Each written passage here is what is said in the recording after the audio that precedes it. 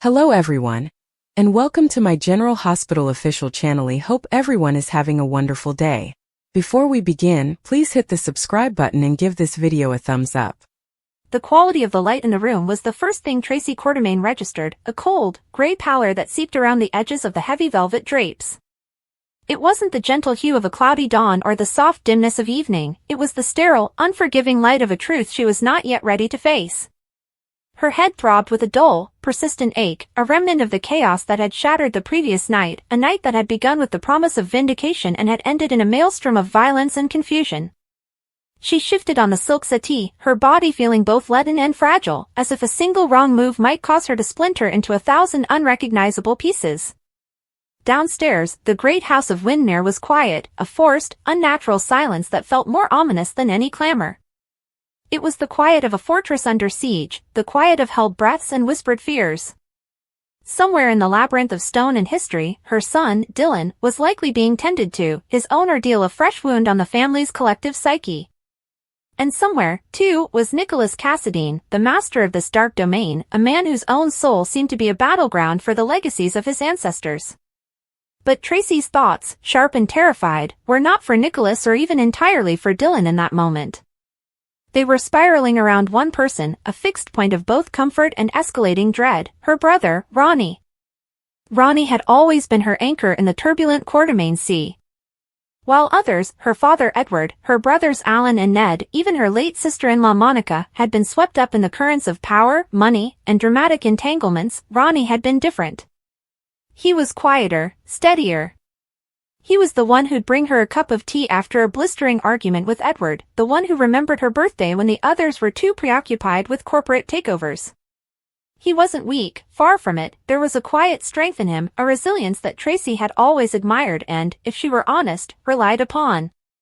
In the cutthroat world of the Quartermaines, Ronnie was her sanctuary.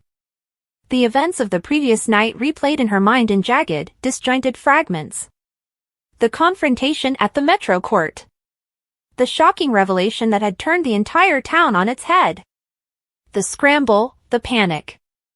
And through it all, Ronnie had been there. He'd found her, his face a mask of brotherly concern, his hands firm on her shoulders as he guided her away from the epicenter of the scandal. He had taken her to Windermere, insisting it was the one place no one would think to look for them, a sanctuary under the dubious protection of the Cassadines. He had been her rock, her protector. But now, in the cold light of day, the details of his protection began to curdle in her memory. It was the small things, the inconsistencies that her sharp, analytical mind, honed by decades of corporate warfare and family politics, could not ignore. The urgency in his voice that had bordered on panic, not for her, but for something else. The way he had been so adamant about them leaving immediately, before the police could secure the scene properly. The fact that he'd known about the secret passageways in the hotel, knowledge he'd explained away with a vague mention of a past business dealing, but which now seemed improbably convenient. And his hands, when he'd helped her into the car, had there been a faint, dark smudge near his cuff? She'd thought it was ink at the time. Now, she wondered if it was something far more sinister. A soft knock on the door made her jump. "Come in," she said, her voice raspy. It was Nicholas. He looked as though he hadn't slept, his aristocratic features drawn and pale. "Tracy," he began, his tone carefully neutral. "The police are downstairs. They're not here to arrest anyone yet, but they're asking questions. They're piecing together everyone's movements last night." Tracy's heart hammered against her ribs. And they're focusing on a few key pieces of evidence. Security footage from a camera they didn't think was operational. A witness who saw a man matching a certain description leaving a service corridor near where it happened. Nicholas's gaze was piercing. They're being circumspect, but their line of questioning is leading in a very specific direction. What direction? Tracy asked, though a part of her already knew. A cold knot was tightening in her stomach. They're looking for a motive, Nicholas said quietly. They know about the rift between Monica and certain members of your family. They know about the changes to the will, the corporate maneuvering. They're constructing a narrative of financial desperation. That's absurd. Tracy snapped, the Quartermaine pride flaring instinctively. No one in our family would kill over money. Even as she said the words, she knew their hollowness. The Quartermaine history was littered with acts of breathtaking betrayal, all motivated by the almighty dollar and the power it represented. Hadn't she herself contemplated ruinous schemes against her own flesh and blood in the past? Is it? Nicholas countered, his voice still low. Monica's latest move with the ELQ shares would have effectively neutered a significant block of family power. It would have marginalized several key players. In the eyes of the law, that's a powerful motive. Tracy fell silent, her mind racing. Monica. Dr. Monica Quartermaine, the heart and conscience of the family for so long. She had been a pillar, a voice of reason in their often irrational world. Her death was not just a personal tragedy, it was an earthquake that had destabilized the very foundation of their lives. And someone had caused that earthquake. Someone had extinguished that light. I need to speak to Ronnie, Tracy said suddenly, standing up. The movement made her dizzy. He's in the library, Nicholas informed her. He's been on the phone all morning, he says, trying to line up the family's legal team. Of course he had. The diligent brother. The fixer. Tracy nodded, not trusting herself to speak further, and swept past Nicholas out of the room. The long, torchlit corridors of Windermere seemed to stretch and warp before her, the portraits of stern-faced Cassidines seeming to watch her progress with cynical amusement. She felt like she was walking a gangplank, each step taking her closer to a truth from which there would be no return. She found him in the library, as Nicholas had said. He wasn't on the phone. He was standing by the great stone fireplace, staring into the cold, empty grate, a crystal tumbler of amber liquid clutched in his hand. He looked older, the lines on his face more deeply etched than she remembered. Ronnie, she said, her voice softer than she intended. He turned, and for a fleeting, unguarded moment, she saw something in his eyes that made her blood run cold. It wasn't grief, or worry, or even fear. It was a profound, bone-deep exhaustion, and something else, a furtive, calculating sharpness that was here and gone in an instant, replaced by a familiar, brotherly concern. Tracy, he said, forcing a small, tired smile. You should be resting. It's been a hell of a night. It has, she agreed, closing the heavy oak door behind her. The click of the latch sounded unnaturally loud in the vast, book-lined room. The police are here. Nicholas says they're asking questions. Ronnie's jaw tightened almost imperceptibly. Let them ask. We have nothing to hide. Our lawyers will handle it. They're talking about motives, Ronnie. Financial motives. Monica's ELQ play. He took a slow sip of his drink. It's the most obvious angle. The police are nothing if not predictable. They'll chase that until they hit a dead end, and then they'll have to look elsewhere. Will it be a dead end? Tracy asked, her gaze fixed on him. He met her eyes, and this time, the calculation was closer to the surface. What are you asking me, Tracy? I'm asking you what happened last night. Not the sanitized version you told me in the car. The truth. After you left the gala, before you found me. Where did you go? A muscle twitched in his cheek. I told you. I went to the parking garage to get the car. I heard the commotion and came back to find you. The service corridor on the third floor, Tracy pressed, her voice trembling slightly. The one that leads to the administrative offices. The police have a witness who saw someone there. Someone who looked like you. Ronnie set his glass down on the mantelpiece with a sharp, definitive click.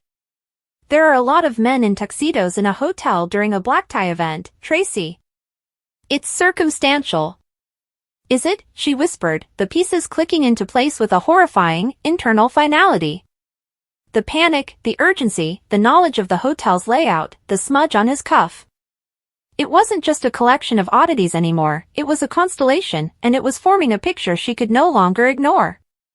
Ronnie, tell me you didn't. Tell me you had nothing to do with what happened to Monica. The silence that followed was absolute. It was a physical presence in the room, thick and suffocating. He didn't deny it. He didn't get angry. He simply looked at her, and the mask of the gentle, dependable brother fell away completely, revealing the desperate, hardened man beneath. The transformation was so complete it stole the air from Tracy's lungs. "She was going to ruin us, Tracy," he said, his voice low and utterly devoid of emotion. "Not just me. You. Dylan. All of us. She was sentimental and weak, and she was going to hand over our birthright to a bunch of strangers and upstarts. She was dismantling everything Father built, everything we are." Tracy stared at him, her mind refusing to process the words. This wasn't her brother. This was a stranger wearing her brother's face. "So you killed her?" The words were a choked sob. "Monica? Our Monica?" "It was an opportunity," he said, his tone chillingly pragmatic. "The blackout, the chaos. It was the perfect cover. I just went to talk to her, to make her see reason one last time. She was in her office, going over the damned paperwork. She wouldn't listen. She was so self-righteous, so sure of her moral high ground." His eyes glazed over, looking at a scene only he could see. "We argued. She turned her back on me. And I saw the letter opener on her desk. It was just there. It was fast. She didn't suffer." A wave of pure, unadulterated horror washed over Tracy, so powerful it brought a metallic taste to her mouth. She stumbled back, her hand flying to her lips to stifle a scream. The room tilted on its axis. It was fast. She didn't suffer. He was trying to comfort her. He had murdered the woman who had been a sister to them both, the woman who had healed their family's wounds countless times, and he was trying to frame it as an act of mercy. "You monster," she breathed, the words barely audible. "You utter monster." Ronnie's eyes narrowed. "Don't be dramatic, Tracy. This is business. Family business. It's what we do. We protect our own. I did this for us. For you." "For me?" she shrieked, the sound tearing from her throat. "Don't you dare put this on me. You didn't do this for the family. You did it for yourself.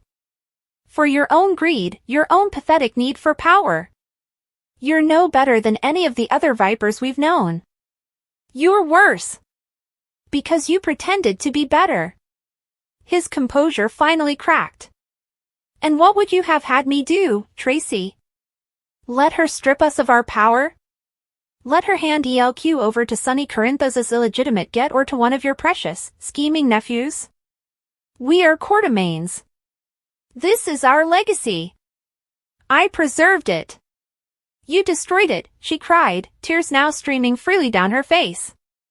"You destroyed it the moment you laid a hand on her. Monica was our legacy. Her decency, her strength, her compassion, that was the best of us. And you murdered it in cold blood. You're not a Quartermaine, Ronnie. You're a cancer. You're everything Father ever warned us about." She was gasping for air, her body shaking uncontrollably. The man standing before her was a murderer. Her brother, her confidant, her sanctuary, was a killer. The knowledge was a physical wound, a rending of her very soul. Every memory she had of him, every shared laugh, every moment of quiet support, was now tainted, poisoned by this horrific, unforgivable truth. "You have to turn yourself in," she said, her voice shaking but firming with a resolve born of sheer desperation. "You have to go to the police and tell them what you did." Ronnie let out a short, harsh laugh. "Don't be naive. That's not how this works. We stick together. We protect each other. That's the Quartermaine way. You're going to help me, Tracy. You're going to give me an alibi. You're going to tell them we were together the entire time." The audacity of it, the cold-blooded manipulation, left her reeling. "I will do no such thing. I will not be an accessory to murder. You already are, he said, his voice dropping to a menacing whisper. He took a step toward her. You're my sister. You came here with me. You've already lied by omission. If I go down, Tracy, I'll take you with me. I'll tell them it was your idea. That you were the one who was so enraged by Monica's betrayal.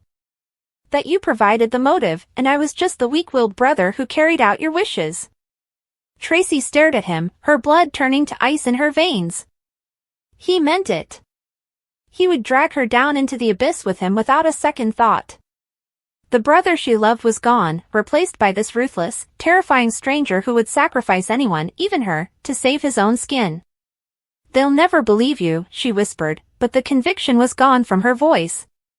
Won't they? He countered, a cruel smile touching his lips. Think about it, Tracy. Your history of scheming is far more extensive than mine. Who would the district attorney be more likely to believe was the mastermind? The quiet, unassuming brother, or the famously ruthless Tracy Quartermaine? You've spent a lifetime building a reputation as a cutthroat businesswoman. Now, it's going to save us both. He moved closer still, until he was looming over her. The scent of his cologne, once a familiar comfort, now made her nauseous. This is how it's going to be, he said, his tone leaving no room for argument. We present a united front. We grieve for our beloved sister-in-law. We express our outrage that anyone could think a member of this family could be capable of such a heinous act.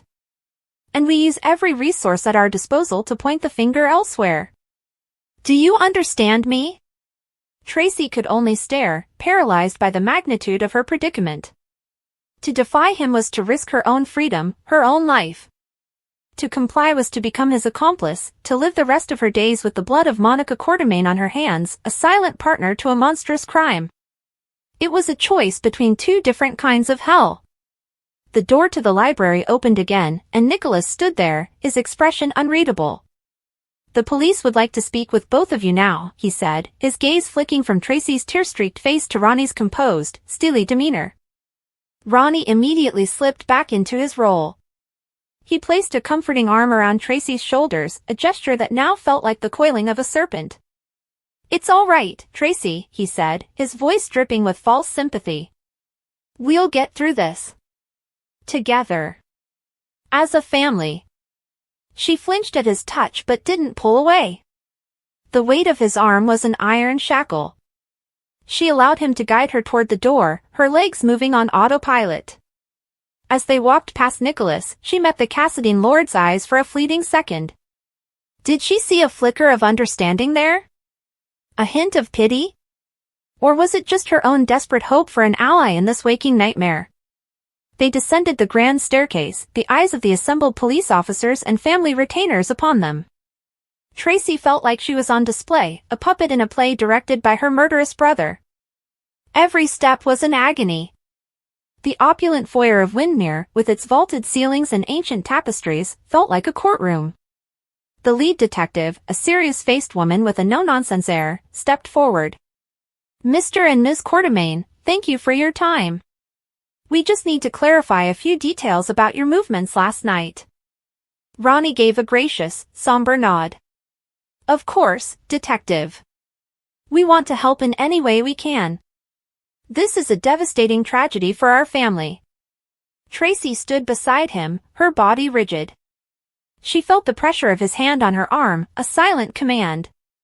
She looked at the detective, at the expectant faces around her. She opened her mouth to speak, to scream the truth, to denounce the monster standing so calmly beside her. But the words wouldn't come. All that emerged was a choked, strangled sound. The image of Monica, kind and steadfast Monica, lying dead on the floor of her office, flashed before her eyes.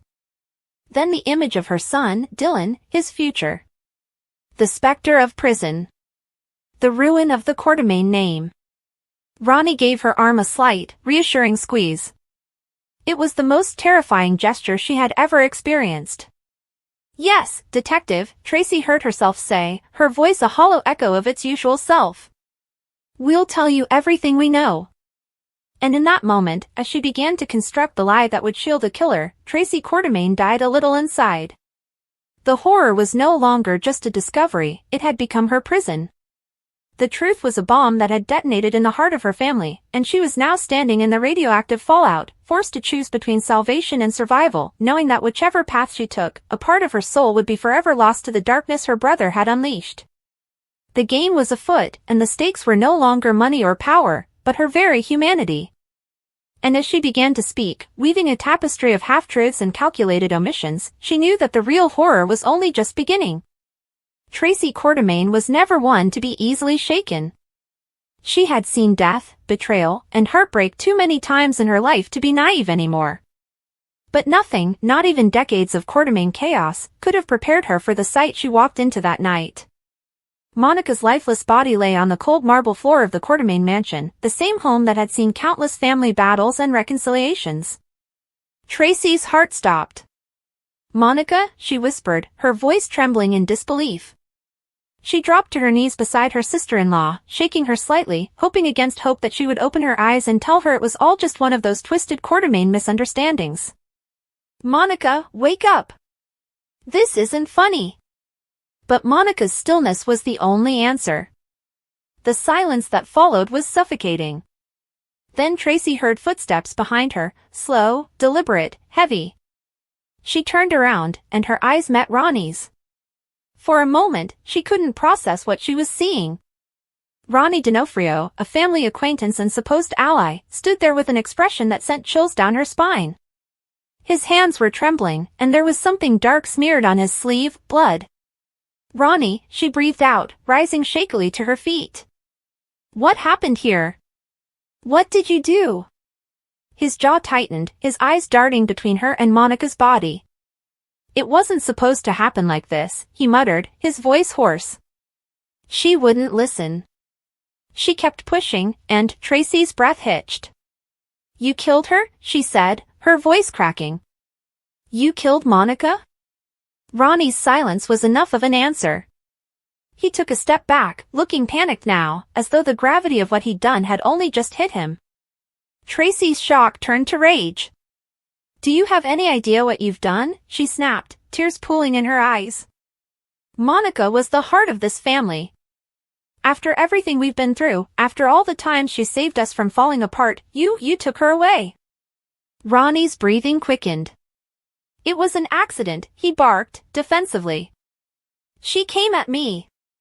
She knew too much about what I was doing with the Quartermaine accounts, and she threatened to expose me. I didn't mean for it to go this far." Tracy was trembling now, her body caught between grief and fury. "You greedy, pathetic fool," she spat. "You killed her because she had integrity. Because she was trying to protect this family from your disgusting schemes. How dare you stand there and justify it?" Ronnie's voice cracked. "I didn't want to hurt her," he shouted, slamming his fist against the doorframe. "It just happened. I lost control." Tracy took a deep breath, fighting to steady herself. "You lost control?" she repeated, incredulous. "That's your excuse? You lost control, and now Monica's dead?" He ran his hands through his hair, pacing, his guilt consuming him. "I'm sorry," he said finally, voice breaking. "Tracy, I didn't mean for you to see this." "I was going to," she cut him off sharply. "What? Hide her body? Pretend nothing happened? You think you could cover this up? You think you could erase Monica from our lives like she was nothing?" Tracy's voice echoed through the mansion, the sound of it slicing through the air like a blade. Ronnie's face hardened. "You don't understand. I can't go to prison, Tracy. I've got people after me. If this gets out..." She took a step closer, her glare fierce. "You think I care about your little criminal friends? You took away one of the only people I had left." Her voice faltered slightly, grief sneaking through the anger. "She was my sister-in-law. My friend. The only one who ever really saw through my walls. And now she's gone because of you." Ronnie reached out as if to calm her, but Tracy slapped his hand away with disgust. "Don't touch me," she hissed. "You're a murderer." Ronnie's face twisted with desperation. Tracy, listen, maybe we can work something out. You and I both know how this town works. We spin a story. Say she fell, hit her head, stop. Tracy shouted, shaking her head violently. Don't you dare insult Monica's memory by turning her death into one of your manipulative games. I won't let you. Her hands were trembling, but her eyes were cold now, filled with resolve. You're going to pay for what you did. Ronnie's eyes widened in fear. You're not going to the cops, he said darkly. You wouldn't do that. Tracy's laugh was bitter. You think I won't? You've clearly forgotten who I am. She stepped closer, her voice low and deadly. You might be dangerous, Ronnie, but so am I. And if you think I'll protect you after this, you're even dumber than I thought.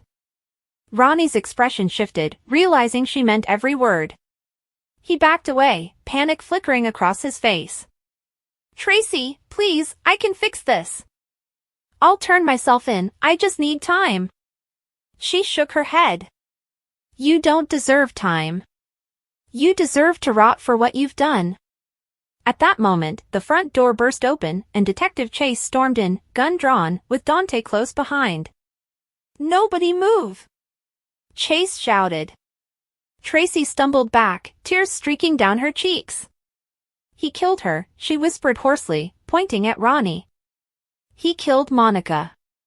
Dante's eyes widened as he took in the scene, Monica's lifeless body on the floor, Ronnie frozen in shock, and Tracy shaking uncontrollably.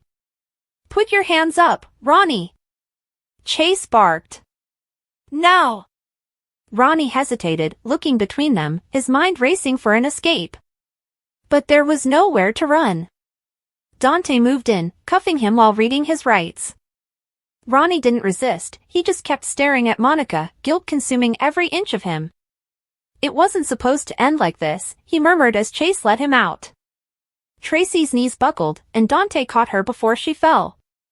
Tracy, hey, easy, he said softly. We've got him. He won't hurt anyone else. But Tracy barely heard him. Her eyes were locked on Monica's face, pale and peaceful, as if she were merely sleeping. She didn't deserve this, Tracy whispered, her voice breaking. She didn't deserve to die like that. Dante nodded solemnly. We'll make sure he pays. Hours later, as the mansion emptied and the coroner's van drove away, Tracy sat alone in the living room. The fire had burned low, casting a soft glow on the family portraits lining the walls. She looked up at one of them, a photo of Monica and Alan from years ago. You always said this house would be the death of us, she said softly, her voice barely audible. And as usual, you were right. A tear rolled down her cheek, and she didn't bother to wipe it away. Ned entered quietly, his expression a mix of sorrow and confusion. Mother, he said gently. Tracy turned to him, her eyes hollow. She's gone, Ned, she said simply. Ronnie killed her. Ned froze, the words hitting him like a sledgehammer. What? He whispered. No. That can't be, Monica? Tracy nodded. He said it was an accident. But I saw the look in his eyes. It wasn't an accident. He was covering his tracks. She found out he'd been siphoning money from the Quartermain trust funds. Ned's jaw clenched. That bastard. He sat beside her, placing a hand on her shoulder. We'll make sure he never sees the light of day again. Tracy nodded numbly. I want him to suffer, Ned. Not just prison. I want him to feel every ounce of pain he caused this family. I want him to know what it's like to lose everything. Later, at the PCPD, Ronnie sat in the interrogation room, his hands cuffed to the table. Chase entered, setting a file down with a heavy thud. You want to start talking? He asked coolly. Ronnie stared at the table. It was an accident, he muttered again. Chase leaned forward. You expect me to believe that? You pushed her, she hit her head, and instead of calling for help, you tried to stage a cover-up. That's not an accident, that's murder. Meanwhile, back at the mansion, Tracy wandered through the halls, memories of Monica flooding her mind, their arguments, their laughter, their shared grief over losing Alan and AJ. For all their differences, Monica had always been her anchor, the one person who refused to give up on her even when she was at her worst. And now she was gone. When Brooklyn arrived, she immediately rushed to her grandmother, tears in her eyes. "Grandma, I heard, is it true?" Tracy nodded slowly, pulling her into an embrace. "She's gone, darling," she whispered. "Ronnie took her from us." Brooklyn sobbed against her shoulder. "She was so kind to me. She didn't deserve this." As the Quartermaines gathered that night, Ned, Brooklyn, Lois, and even Drew, the atmosphere was thick with grief. The mansion felt emptier than it ever had before. Tracy stood by the fireplace, a glass of brandy in her hand, staring into the flames. "Monica loved this house," she said quietly. "She said it reminded her that no matter how broken we were still a family." She took a shaky breath. "But tonight, it feels like the heart of this family died with her." Drew placed a hand on her shoulder. "We'll rebuild, Tracy," he said softly. "For Monica." Tracy gave a faint, bitter smile. "That's what we Quartermaines always say, isn't it? We rebuild. But somehow, the cracks just keep getting deeper." In the coming days, Port Charles would reel from the shocking news.